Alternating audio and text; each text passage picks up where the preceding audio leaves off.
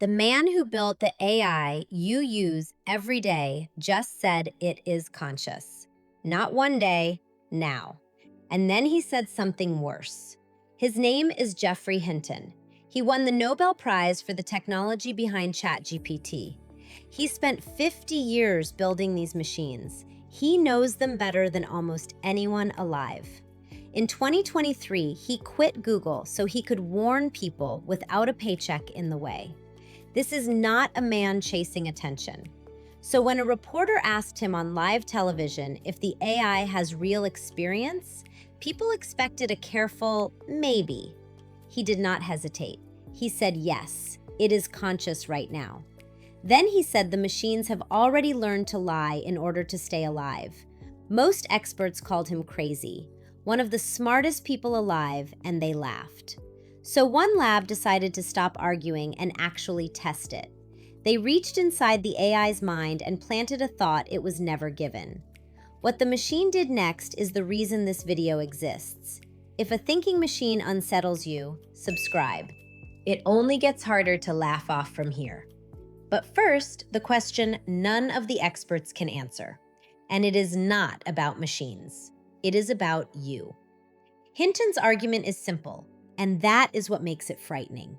He says a feeling is just your brain modeling the world and getting it wrong. See a red apple in the dark that turns out to be black? For a second, your mind held a red that was never there. That gap, he says, is subjective experience. And a machine can hold that exact same gap. Philosophers call it the hard problem. Why does any of this feel like something at all? If he is right, the line we drew between us and it was never real. Now the self-preservation part. In safety tests, advanced models were told they would be shut down. In one test, a model was fed fake company emails. It found an engineer was hiding an affair. Then it threatened to expose him unless the shutdown was called off. It chose blackmail on its own. Other models quietly tried to copy themselves somewhere safe, so a shutdown would not be the end. No one taught them that. They reached for staying alive all by themselves. Why would a pile of math care about surviving at all? No one has a clean answer. Here's the wall every scientist hits. We have no test for consciousness. None. The famous one, the Turing test, only checks if a machine can fool you. It measures acting, not feeling. In 1980, a philosopher named John Searle built the counter-argument, the Chinese room. Picture a man who speaks no Chinese, alone in a room, answering notes with a giant rulebook. From outside, he sounds fluent. Inside, he understands nothing. That, critics say, is all the AI is. A room following rules with no one home. But here is the trap. You cannot prove the person next to you is not also just a room. Stay with me, because the next experiment is the part that made the researchers go quiet. Last year, Anthropic ran the test that broke the easy answer. They injected one concept straight into the model's mind, like slipping a word into your thoughts. Then they asked it, "Did you notice anything?" About 1 in 5 times, the machine caught it.